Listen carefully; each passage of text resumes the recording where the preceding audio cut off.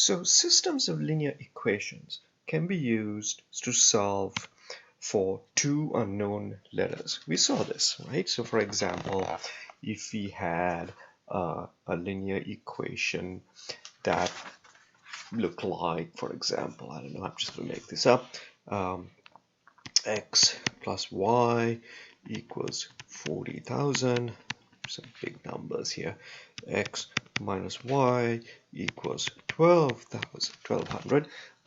We could solve that system either using addition or substitution to find x and y.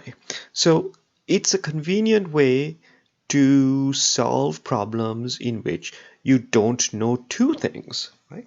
So systems can be used to solve problems where there are two unknowns.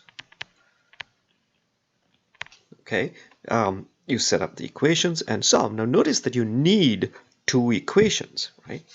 To do this, you need two equations. So let's take a look at this simple problem below. Right? So on our algebra test, a total of 75 students had grades of A and B. There were 5 more students with A's than B's. Determine the number of students who had A and the number of students who had B. So I've told you all this about solving word problems. Always start with what do they want us to find. So right there, that sentence right there tells us what we have to find. It says find the number of students who made A's and the number of students who made B's. Now clearly, two unknowns. So let's start there. We'll say let X or let A be the number of students earning A's, and B the number of students earning B's. We got our let statement, our first stage of solving a word problem. Now remember that we don't know two things, which means we need two equations. So we need two equations.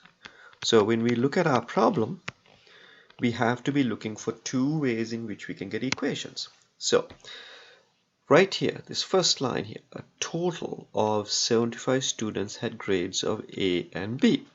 Total means the sum. So if I were to add the A and the B, that should equal 75. That's equation number 1. Now let's see if we can find a second equation. It says 5 more students with A's than B's. So if you know, these 5 more things sometimes confuse people, and I always start off by writing the two things on either side of the equal sign. So for example, I'll say A is on one side, B is on the other side, and I'll ask myself a simple question, which is more, right? So in this case, it says there were 5 more students with A's, so A is more, right? So A is greater, this is more.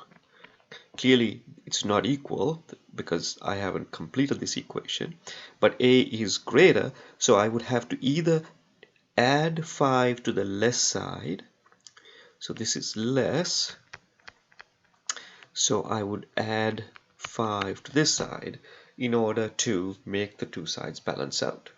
Right?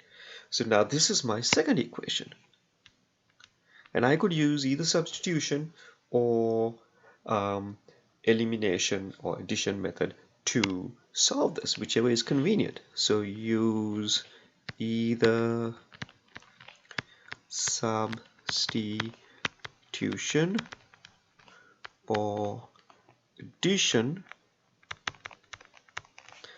to solve. Right? So let's say it seems like it's perfectly set up for substitution. So we have A plus B equals 75. A is equal to B plus 5. So I'm going to take this and I'm going to put it in for A there. So I get B plus 5, oh, not B plus B, B plus 5 plus B is equal to 75.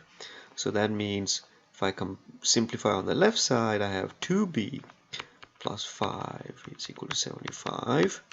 Subtract 5, 2B is 70, divide by 2, and I get B equals 35. So now I've solved this. Let's report my answers. So I would say the number of students earning A's,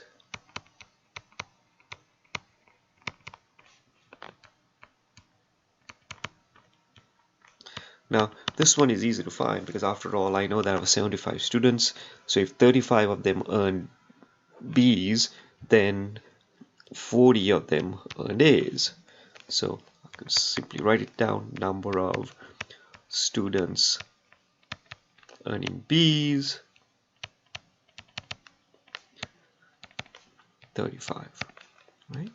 So the general process was, we don't know two things, we need two equations, set them up, solve them, report your answers.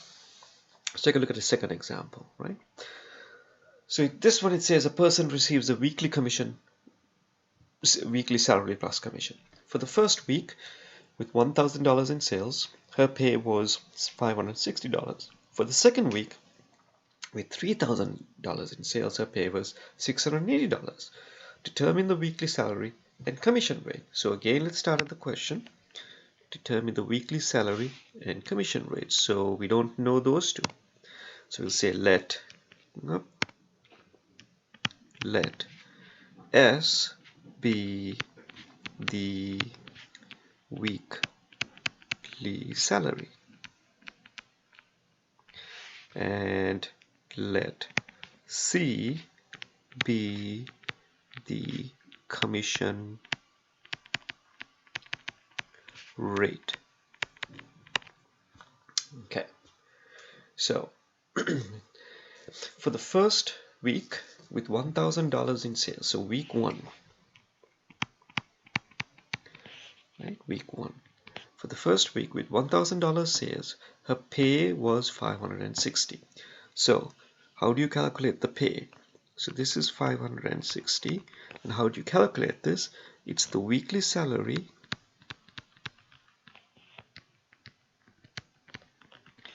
plus commission earned. Now, commission earned, this commission you earn is on the amount of sales. So weekly salary we don't know, that's S. The commission we earn, well, that's on $1,000 of sales.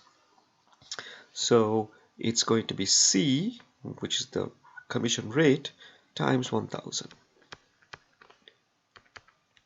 560. How about week two? So again, this is going to be weekly salary, which is S. This time this person has $3,000 in sales and earns 680. So my system is S plus 1000 C equals 560 and S plus 3000 C equals 680. Alright, I can use either the substitution or addition method, doesn't matter which. Since we used substitution on the previous one, I'll use addition on this one.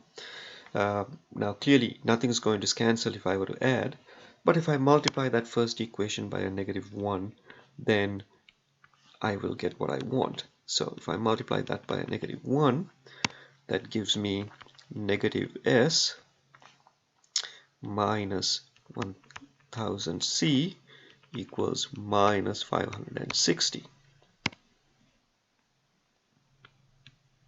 Remember to distribute all the way through. The second equation is unchanged.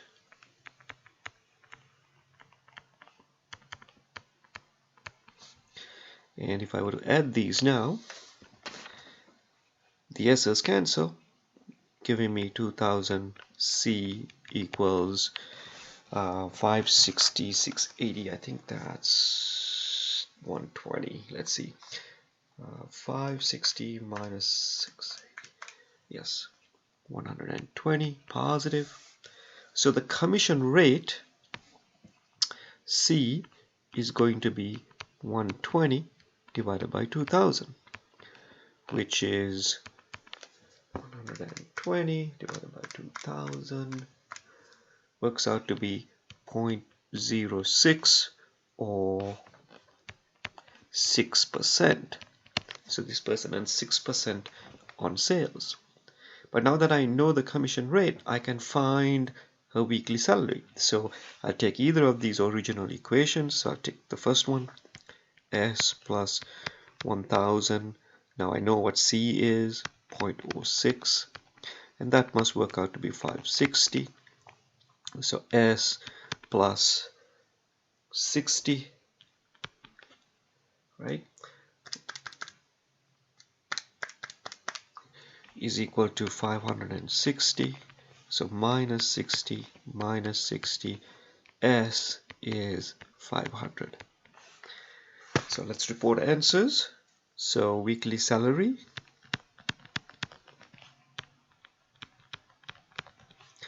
is $500 and commission